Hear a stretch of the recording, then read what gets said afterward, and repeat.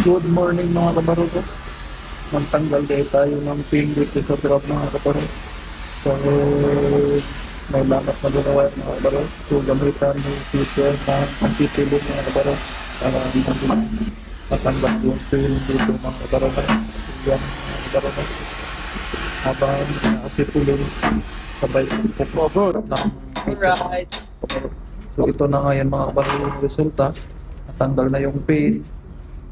So, ito mga kabaro, tutungan ng lupit yung fireman trap mga kabaro sa Banjila, sa frame mga kabaro. So, ito lang mga kabaro, no? Simple lang mga kabaro. Wow! So, na yun kanina mga kabaro, no? Yung grab number 4.